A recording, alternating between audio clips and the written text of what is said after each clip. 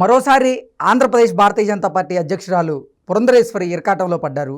మొన్న డ్రగ్స్ రాకెట్లో వారి కుటుంబం ప్రమేయం ఉందంటూ కూడా ఒక వార్త చక్కర్లు కొట్టినటువంటి నేపథ్యంలో ఇప్పుడు ఆదోని టికెట్కి సంబంధించి 3 కోట్ల రూపాయలు పురంధరేశ్వరి గారి పేరు చెప్పి డిమాండ్ చేశారు అభ్యర్థిని అంటూ కూడా ఒక వార్త ఇప్పుడు సోషల్ మీడియాలో చక్కర్లు కొడుతున్నటువంటి నేపథ్యంలో ఈ అంశానికి సంబంధించి మనతో మాట్లాడేందుకు ప్రముఖ రాజకీయ విశ్లేషకులు, ప్రముఖ సీనియర్ జర్నలిస్ట్ సిఎస్ రావు గారు మనతో ఉన్నారు. సార్తో మాట్లాడదు.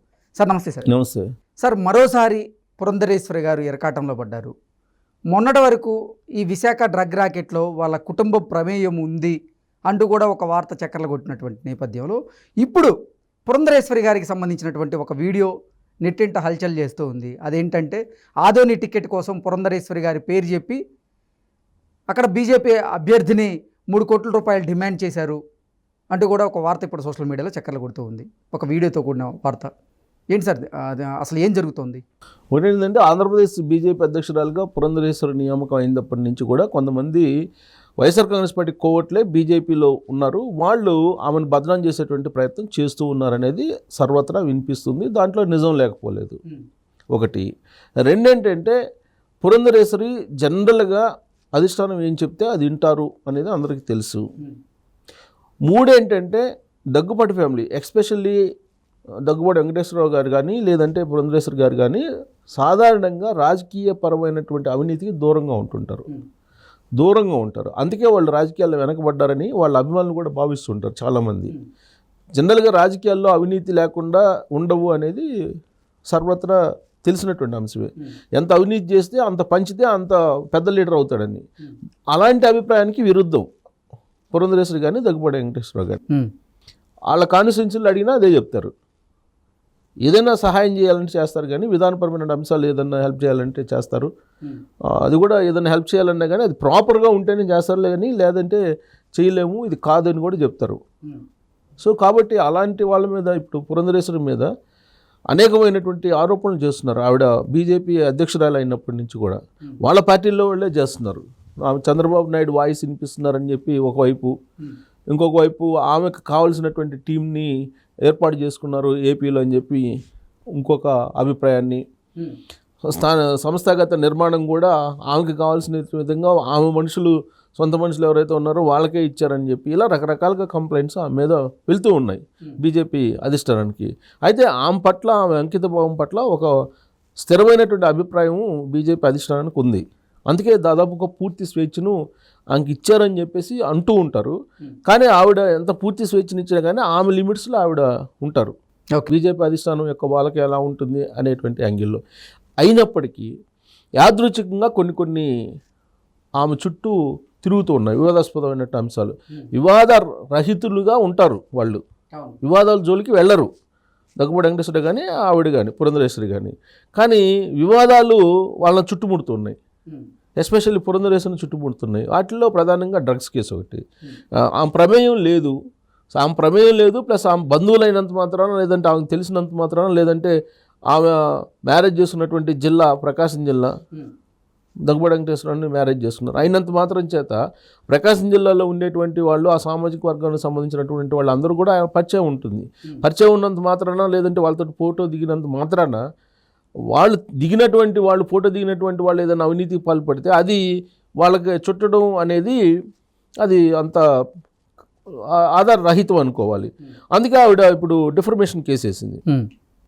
సాక్షి పేపర్ మీద కూడా ఒక పరువు నష్టం దావా వేయటం జరిగింది, భారీగా పరువు నష్టం దావా వేయటం జరిగింది. ఇప్పుడు drugs case, Visakha drugs case అనేది ఒక పెద్ద ఇంటర్నేషనల్ మాఫియా చేసే పని. అది ఇంటర్నేషనల్ మాఫియా చేసేటువంటి పనిలో ఎవరు ఉంటారు? ప్రభుత్వంలో కీలకంగా ఉండేటువంటి వాళ్ళు ఉంటారు, లేదంటే ఇంటర్నేషనల్ మాఫియాతో సంబంధం ఉన్నటువంటి వాళ్ళు ఉంటారు.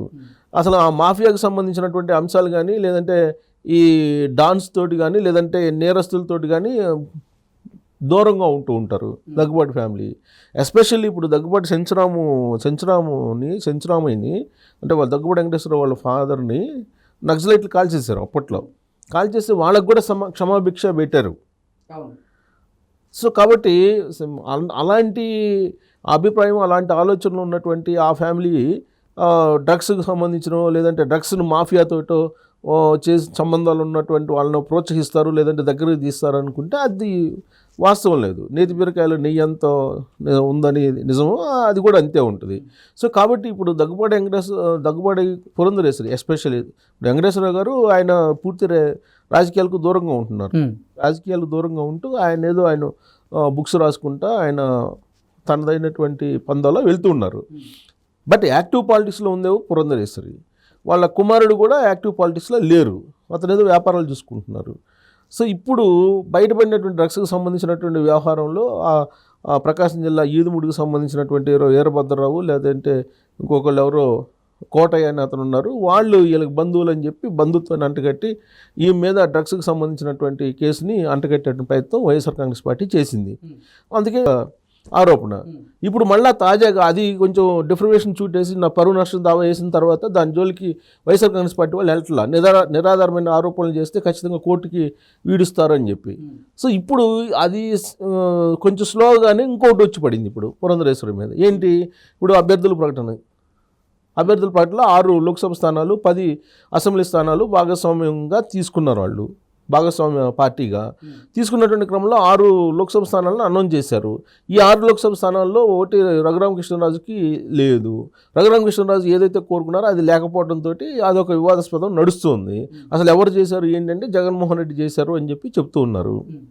రఘురామకృష్ణరాజు చెప్తున్నారు. కాదు అసలు పురంధరేశ్వరి ఉన్నారని కొంతమంది చెప్తున్నారు. ఇది ఆ పార్టీలో ఉండేటువంటి వైఎస్ఆర్ కాంగ్రెస్ పార్టీ కోవట్లు.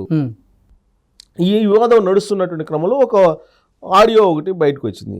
ఆ ఆడియో ఇప్పుడు సోషల్ మీడియాలో చక్కర్లు కొడుతుంది. ఏంటి ఆడియో సారాంశం అంటే ఆదోని టికెట్ బీజేపీ వాళ్ళకి అనౌన్స్ చేశారు. కానీ ఆదోని టికెట్ని తెలుగుదేశం పార్టీ కోరింది. ఎందుకంటే గెలిచేటువంటి స్థానం కాబట్టి మాకు ఇవ్వండి అని అంటే లేదని చెప్పి షేరింగ్లో బీజేపీకి ఇచ్చేశారు.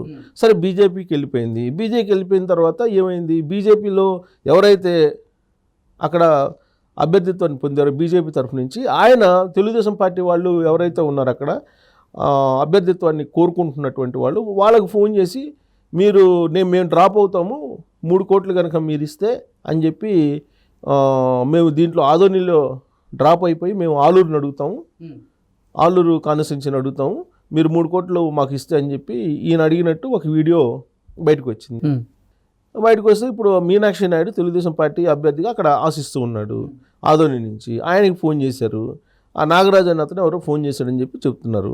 సో ఆయన ఫోన్ చేసి బీజేపీ మేము డ్రాప్ అవుతాము, మీరు 3 కోట్లు ఆఫర్ చేయండి అని అంటే మేము ఇవ్వలేమంటే అంత ఇవ్వలేము అని అంటే సో మేము అంత ఇవ్వకపోతే అట్ట మేము మళ్ళీ పురంధరేశ్వరికి